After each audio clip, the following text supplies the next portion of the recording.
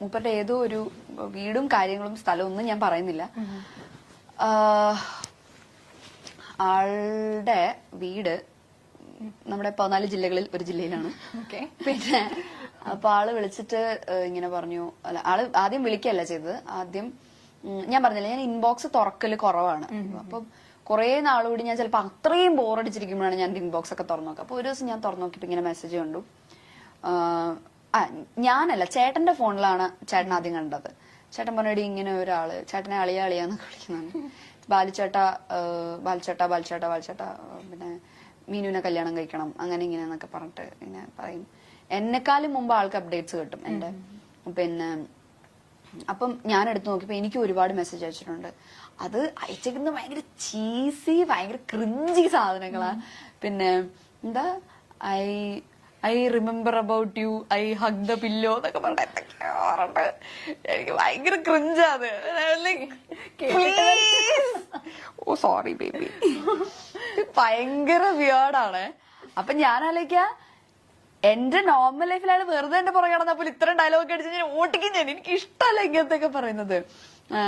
U are my Wi-Fi എന്നൊക്കെ പറഞ്ഞ please, ഇങ്ങനെ യു ആർ മൈ വൈഫി, പിന്നെ I am a failure, together we can make this world beautiful എന്നൊക്കെ പറഞ്ഞിട്ടുള്ള മൂടാ.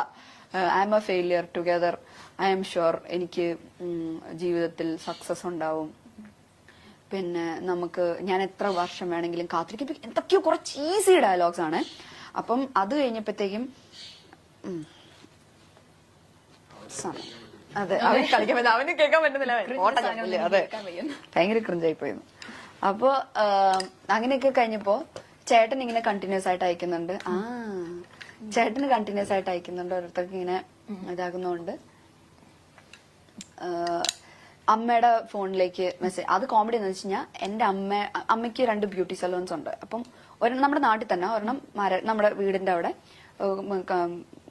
അതായത് നമ്മുടെ മാരരി ബീച്ച് റിസോർട്ടിന്റെ അവിടെ, പിന്നെ ഒരെണ്ണം കണിച്ചുളങ്ങര എന്ന് പറഞ്ഞിട്ട് വേറെ സ്ഥലത്ത്, അതിന്റെ അടുത്ത് തന്നെ. അപ്പൊ ഈ കണിച്ചുളങ്ങര തുടങ്ങിയ പാർലറിന്റെ അടുത്ത് ഈ ആളുടെ ഏതോ ഒരു കസിനോ റിലേറ്റീവ് ആരും ഉണ്ട്. എങ്ങനെയോ പരിചയമുണ്ട്, റിലേറ്റീവ് ആണോ കസിൻ എന്താണെന്നൊന്നും എനിക്കറിയില്ല, എങ്ങനെയോ പരിചയമുണ്ട്. അവിടുന്ന് അമ്മയുടെ പാർലറിന്റെ അഡ്രസ് എടുത്തിട്ട്, ഫോൺ നമ്പർ ഉണ്ട് അവിടെ, ഫോൺ നമ്പർ എടുത്തിട്ട് അമ്മയുടെ ഫോണിലേക്ക് ടെക്സ്റ്റ് മെസ്സേജ് അയക്കാൻ തുടങ്ങി.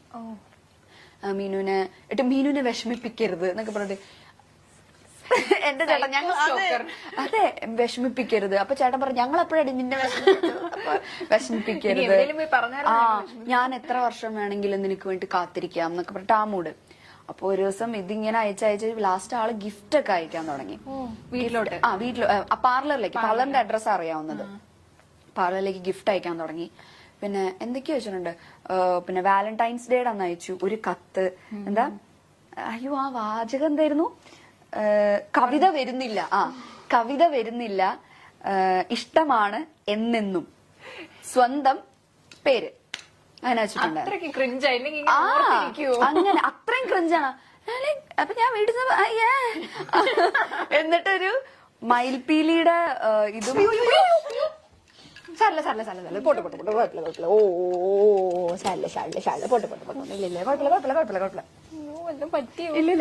അതെ ചാടിയതാ. സാരല്ല പോട്ടെ. ഇല്ലില്ല ഞാൻ ഇറക്കാൻ നോക്കിയ വഴി അതാണ് ചാടിയതാ. സാരല്ല പോട്ടെ. ഓ ചാടിയില്ല, ഞങ്ങൾ ചാടിയില്ല, ഞങ്ങള് കുഴപ്പമില്ല പേടിച്ചു പോയി. പക്ഷെ നല്ല സാരല്ല, ഇല്ല അതെ അവൻ എത്ര ഉണ്ടെന്ന് കുറച്ച് ചാടിയതാ. ഇല്ല കുഴപ്പമൊന്നും പറ്റില്ല, എന്താ കരഞ്ഞാനെ, ഇതൊന്നും ഞങ്ങക്ക് പുത്തിരിയല്ല. ഇല്ല കുഴപ്പമില്ല സാരല്ല. ഇവനായോണ്ട് ഇറക്കി വല്ലവരെ ഇപ്പൊ കടിച്ചു കയറി കൊന്നേനെ. എന്നിട്ട് ഇങ്ങനെ കൊറേ ഇങ്ങനെ ലെറ്റർ ഒക്കെ തന്നു. പിന്നെ മയിൽപീടിയുടെ ഒരു കീ ചെയിൻ, പിന്നെ ഒരു കമ്മല്, ഇതൊക്കെ തന്നു. ഞാനതൊക്കെ അവിടെ അടുത്ത് വെച്ചിട്ടുണ്ട്. പിന്നെ അത് കഴിഞ്ഞപ്പോഴത്തേക്കും തിരിച്ചയച്ചു കൊടുക്കാൻ ഈ മൂപ്പരുടെ അഡ്രസ് എനിക്ക് അറിയത്തില്ല. ഈ ഇങ്ങോട്ട് അയക്കുന്നതിൽ ആളുടെ ഫ്രം അഡ്രസ് ഇല്ല. അങ്ങനെ അയക്കാൻ പറ്റുമോ? കൊറിയറാ. ഫ്രം വെക്കാതെ അയക്കാൻ പറ്റുമോ? കൊറിയർ അയക്കാമല്ലോ. ഇതെന്തിന്റെ പ്രൊഫഷണൽ കൊറിയേഴ്സ് എന്തോ അങ്ങനെ എന്തോ ആണ്. അപ്പൊ അമ്മ എന്നോട് ആദ്യത്തെ ഗിഫ്റ്റ് അയക്കുന്ന സമയത്ത് എന്റെ അടുത്ത് ഇങ്ങനെ പറഞ്ഞിട്ടുണ്ടായിരുന്നു, പ്രൊഫഷണൽ കൊറിയേഴ്സ് എന്നപ്പോ എനിക്ക് പ്രൊഫഷണൽ കൊറിയേഴ്സ് വഴിയൊന്നും വരില്ല. പ്രൊഫഷണൽ കൊറിയേഴ്സ് DTDC എന്തോ ആണ്, വരില്ല. എനിക്ക് പിന്നെ ആമസോൺ ഫ്ലിപ്കാർട്ടൊക്കെ വരുള്ളൂ. അപ്പൊ അത് പ്രൊഫഷണൽ വഴി വരേണ്ട കാര്യമില്ലല്ലോ. അപ്പൊ അമ്മ ചെന്നപ്പോ പറഞ്ഞു മോളെ ഇത് ഇങ്ങനെയാന്നാണ്. പിന്നെ എനിക്ക് എന്തൊക്കെയോ അയക്കുന്നുണ്ട്. ഫെസ്റ്റിവലിന് സ്പെഷ്യൽ ഓഫർ ഒക്കെ ഉണ്ടാവും. അതെ, അങ്ങനെയൊക്കെ ഉണ്ടാവും. ദീപാവലിക്ക് അല്ലല്ലോ, ദീപാവലിക്കാണോ? ദീപാവലിക്ക് സ്വീറ്റ്സ് അയച്ചിട്ടുണ്ടായിരുന്നു. ഡയറി മിൽക്കിന്റെ എന്തൊക്കെയോ കുറേ സ്വീറ്റ്സ് ഒരു പാക്കറ്റിലാക്കി അയച്ചിട്ടുണ്ടായിരുന്നു. അത് ആമസോൺ വഴി എന്തോ ആയിരുന്നു. അങ്ങനെ എന്തൊക്കെയൊക്കെയോ വഴി ആൾക്ക് അമ്മയുടെ പാർലറിലേക്കാണ് അയക്കുന്നത് സാധനം. അയച്ച് ലാസ്റ്റ് ലെറ്റർ വരുന്നു ഇങ്ങനെ. എന്നുവെച്ചാൽ എന്നെ അറിയാവുന്നവർക്കൊക്കെ മെസ്സേജ് അയക്കാൻ തുടങ്ങി. അപ്പൊ സംഭവം കുറച്ച് എക്സ്ട്രീം ആയി. ലാസ്റ്റ് ഈ കുട്ടിയുടെ അമ്മ എന്റെ അമ്മേനെ വിളിച്ചു.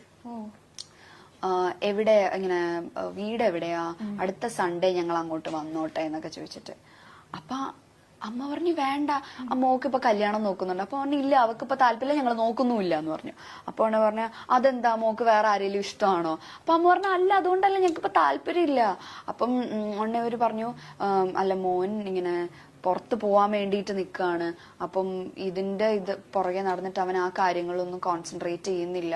അപ്പൊ അതുകൊണ്ട് ഇനി ഇത് കയ്യിൽ നിന്ന് പോകുന്നു ഞങ്ങൾക്ക് പേടി. കാരണം എനിക്കൊന്ന് കുറെ നാൾ നോക്കിയിട്ടാണെന്ന്. അപ്പം അതുകൊണ്ട് ഇതിലൊരു ശ്രദ്ധ കൊടുക്കത്തില്ലെന്ന് വെച്ചാൽ ഞങ്ങൾ വിചാരിച്ചു പോകുന്നതിന് മുമ്പ് എൻഗേജ്മെന്റ് നടത്തി വെക്കാന്ന് വിചാരിച്ചു. അത് അവരെങ്ങ് തീരുമാനിച്ചാൽ മതി. ഞാൻ ചോദിച്ചു, ഞാൻ അമ്മയൊന്നും പറഞ്ഞില്ല. അമ്മ പറഞ്ഞു എന്ത് പറയാനാ ഇവരോടൊക്കെ? അമ്മ പറഞ്ഞു ഇല്ല, താല്പര്യമില്ല എന്ന് പറഞ്ഞിട്ട് കട്ട് ചെയ്തു. ഇല്ലെങ്കിൽ അടുത്ത സൺഡേ വരാന്ന് വിചാരിച്ചിട്ട്. അപ്പൊ അമ്മ പറഞ്ഞു ഇല്ല, താല്പര്യമില്ല എന്നിട്ട് കട്ട് ചെയ്തു.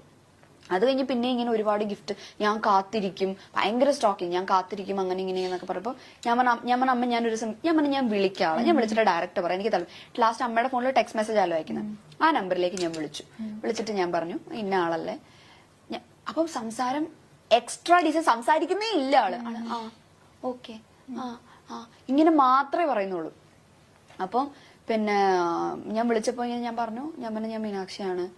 ഇന്ന ആളല്ലേ ചോദിച്ചു. അതെ. ഞാൻ പറഞ്ഞു ഞാൻ മീനാക്ഷിയാണ്, നിങ്ങളുടെ അമ്മ ഇങ്ങനെ വിളിച്ചിട്ടുണ്ടായിരുന്നു, സംസാരിച്ചിട്ടുണ്ട്, നിങ്ങൾ അയക്കുന്ന ഗിഫ്റ്റ് കിട്ടുന്നുണ്ട്. നിങ്ങൾ ഇപ്പം ആ ആരാധന എന്ന് പറയുന്ന അവിടെ വരെ ഇറ്റ്സ് ഓക്കെ, എനിക്ക് ഹാപ്പിയാണ്, ഞാൻ അതിനെ റെസ്പെക്ട് ചെയ്യുന്നു. പക്ഷെ അതിന്റെ അപ്പുറത്തേക്ക് പോവരുത്. എനിക്കും പേഴ്സണലി നിങ്ങൾ ഗിഫ്റ്റ് ഒക്കെ അയക്കുന്നത് എനിക്കും പേഴ്സണലി ഭയങ്കര ബുദ്ധിമുട്ടുണ്ടാക്കുന്നത്. ഞാൻ അതൊന്നും ഉപയോഗിക്കുന്ന പോലും ഇല്ല, അതൊക്കെ ഇവിടെ വെറുതെ ഇരിക്കുക. വള എന്തൊക്കെയോ അയച്ചു തന്നിട്ടുണ്ട്. അപ്പൊ ഞാൻ പറഞ്ഞു അതൊക്കെ എനിക്ക് ഭയങ്കര ബുദ്ധിമുട്ടുണ്ടാക്കുന്നുണ്ട്. സോ അത് ചെയ്യരുത്. ആരാധന, ഇഷ്ടം അതൊക്കെ സമ്മതിച്ചു. പക്ഷെ ഇതിന് പ്രേമം, കല്യാണം അങ്ങനെയൊന്നും കൊണ്ടുപോകരുത്, ഭയങ്കര മോശമാണ്. പിന്നെ ഇനി ഇതുണ്ടാവരുതൊന്നും. ഇയാളൊന്നും പറയുന്നില്ല, നമുക്ക് തിരിച്ചു പറയാണ്ടോന്നാ. ഓക്കെ ഇട്ട് കോള് കട്ടി. അത് കഴിഞ്ഞിട്ട് പിന്നെ അയച്ചു ദീപാവലിക്ക്. അത് ഇതിന് മുമ്പ് അയച്ചാൽ ദീപാവലിക്ക് സ്വീറ്റ്സ് ദീപാവലിക്ക് എന്തൊക്കെയാ ഇങ്ങനെ അയച്ചു. അപ്പൊ അച്ഛൻ എന്നിട്ട് ഒരു ദിവസം ഞങ്ങളുടെ അമ്പലത്തിൽ ഉത്സവം നടന്ന സമയത്ത് ആള് അമ്പലം വരെ എത്തി. കാരണം ഞാൻ എപ്പോഴും ചാനലിൽ കൂടെ പറയല്ലോ മാരരിക്കുളത്താണ് വീട്. അപ്പൊ മാരരിക്കുളത്ത് അമ്പലത്തിന്റെ അവിടെ നിന്നിട്ട് അമ്മേനെ വിളിച്ചു. അമ്മയെ വിളിച്ചിട്ട് ചോദിച്ചു ആന്റി എവിടെയാ, എനിക്കൊന്ന് കാണാൻ പറ്റുമോ എന്ന് ചോദിച്ചിട്ട്.